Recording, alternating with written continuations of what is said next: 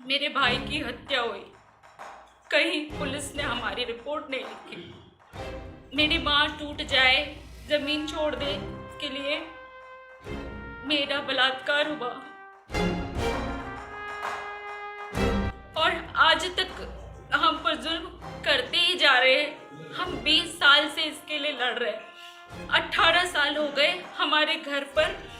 हम सरकारी बिजली हमारी बंद कर दी है ताकि कोई प्रमाण न रहे कि हम आज भी वहां रह रहे हैं। कोर्ट में केवल हमें तारीखें दे रहे हैं, ना तो किसी भी केस में हमारी एफआईआर दर्ज नहीं होती। कोई अधिकारी हमारे आवेदन लेते नहीं।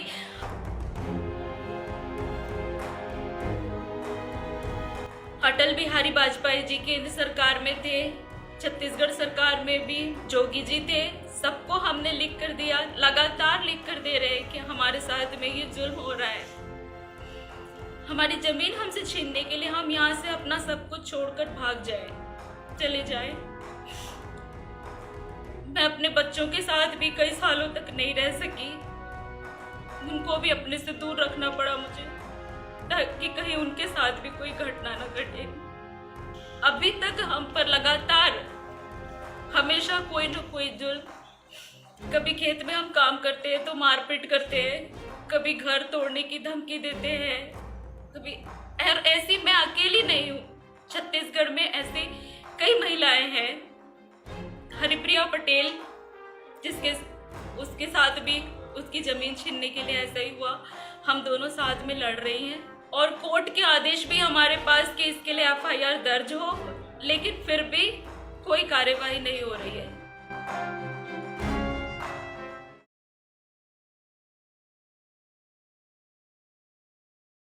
की फटते मैं अज प्रकाश दिवस 8वें पातशाह श्री गुरु हरकृष्ण साहब दिल्ली तो रकाबगंज साहब गुरुद्वारे चों बोल रहा हाँ। मेरे कोले छत्तीसगढ़ तो एक आदिवासी बीबी जी आए हैं जिन्हां दा पहला नाम सी तारका बीबी ते हुण उन्होंने सिक्खी धार ली है ते हुण वो बीबी जरनैल कौर अखवाउंदे है।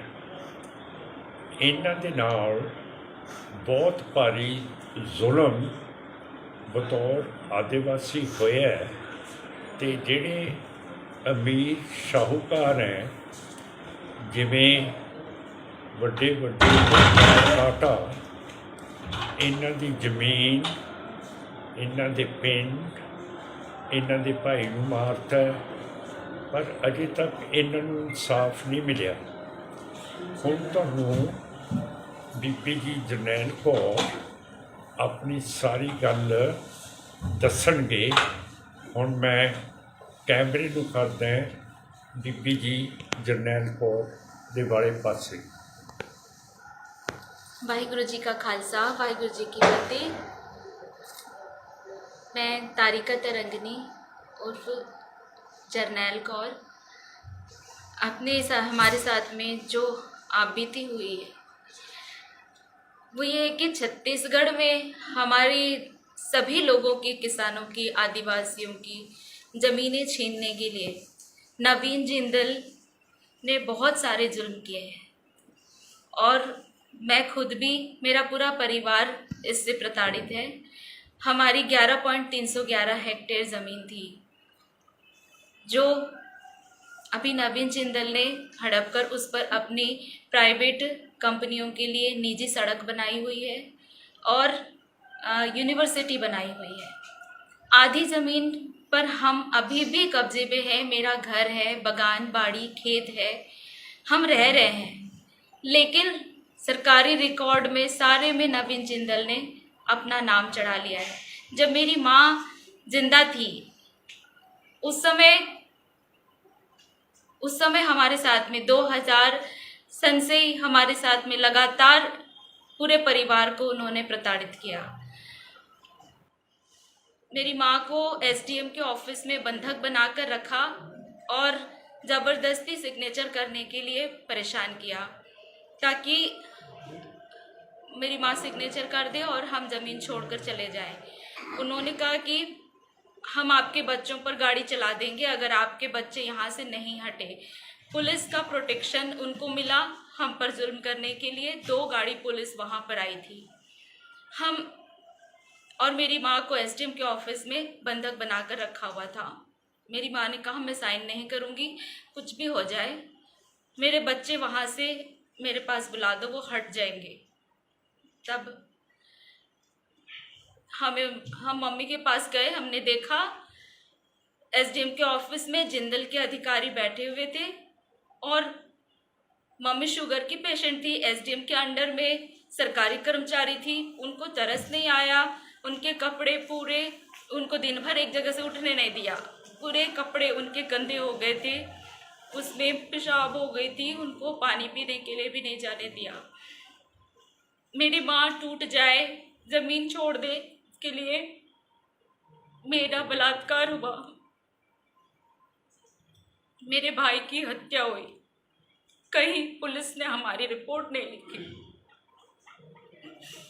और आज तक हम पर जुल्म करते ही जा रहे हैं। हम 20 साल से इसके लिए लड़ रहे हैं। 18 साल हो गए हमारे घर पर। हम सरकारी बिजली हमारी बंद कर दी है ताकि कोई प्रमाण न रहे कि हम आज भी वहाँ रह रहे हैं।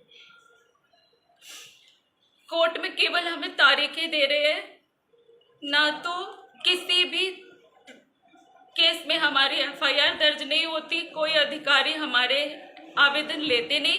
हमने उस समय सरकार थी मनमोहन सिंह जी की, अटल बिहारी वाजपेयी जी केंद्र सरकार में थे, छत्तीसगढ़ सरकार में भी जोगी जी थे।